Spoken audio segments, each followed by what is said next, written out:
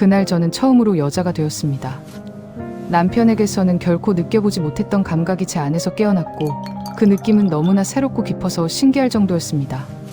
저는 사위에게 단둘이 있을 때는 제 이름을 불러달라고 부탁했습니다. 달콤한 늦사랑 이야기에 오신 걸 환영합니다. 이곳은 마음을 울리는 순간들을 감성 가득 담아 전해드리는 공간입니다. 오늘의 이야기가 당신의 마음에 잔잔한 파문을 일으키길 바랍니다. 좋아요와 구독도 잊지 마세요. 달콤한 순간들을 놓치지 않도록요. 그럼 지금부터 이야기를 시작하겠습니다. 어서 와요. 밥 먹을 시간이에요. 저는 늘 밝은 목소리로 사위에게 말을 건넵니다. 얼굴에 자글자글한 주름과 축 처진 피부에도 불구하고 저는 그에게 아름다운 여자로 보이고 싶어 노력합니다. 제 나이의 주책이라 생각될 수도 있지만 그런 마음을 억누를 수가 없습니다. 저는 60이 넘었습니다. 대학 교수로서 강단에 설 날도 얼마 남지 않았죠. 제게는 현재 해외에서 박사 과정을 밟고 있는 딸이 하나 있고 저는 사위와 단둘이 살고 있습니다.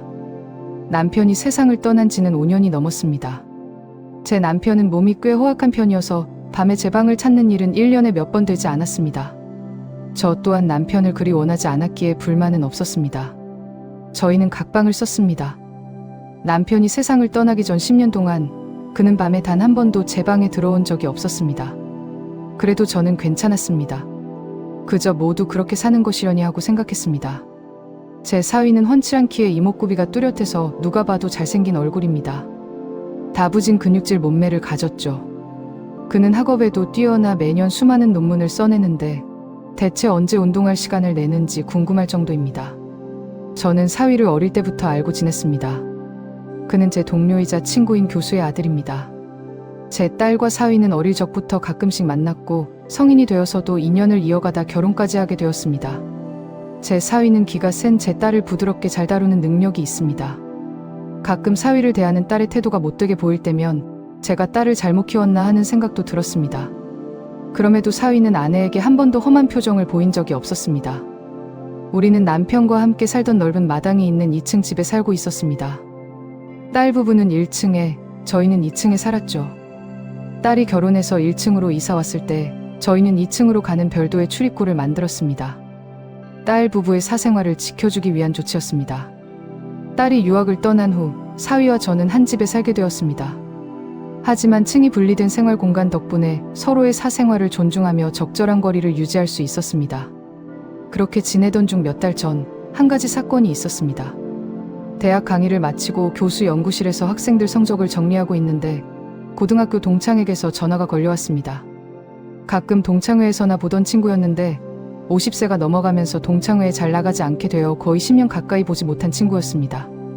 그 친구는 저희 집에서 아주 가까운 곳에서 아담한 식당을 운영하고 있었습니다.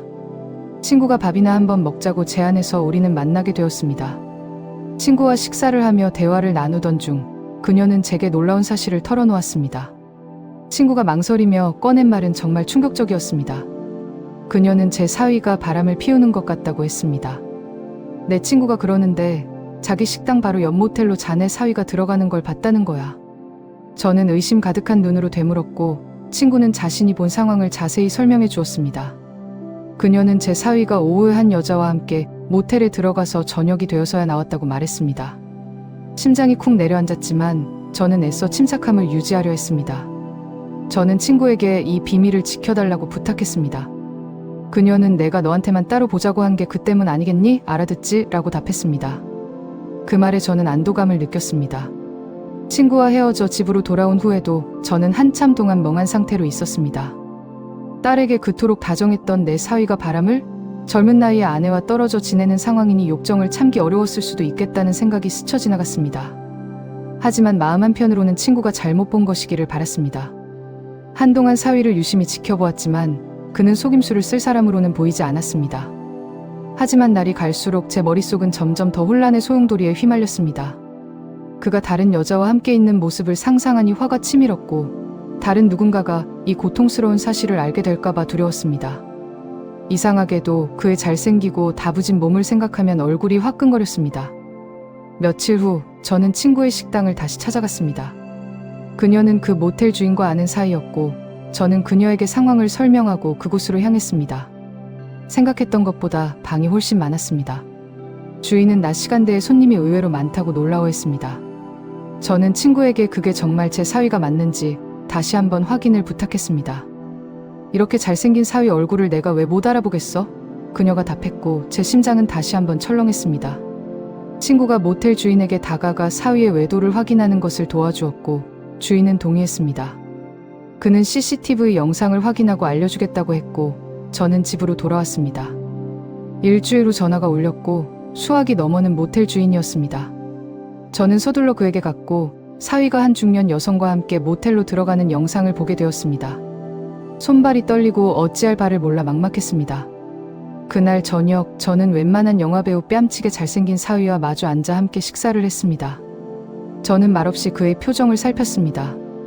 그는 제 시선 아래에서 다소 불안해 보였습니다. 저는 더는 피할 수 없도록 단도직입적으로 물었습니다. 제 질문에 그는 당황한 기색이 역력했고 아무런 대답도 하지 못했습니다. 그는 조용히 고개를 끄덕였습니다. 배신감에 가슴이 쓰라렸지만 저는 애써 침착함을 유지하며 계속 물었습니다. 같이 들어간 여자, 꽤 나이가 많아 보이던데 맞니? 사위는 고개를 숙였습니다. 그에게 시간이 필요하다고 생각해서 저는 잠자코 기다려주기로 했습니다.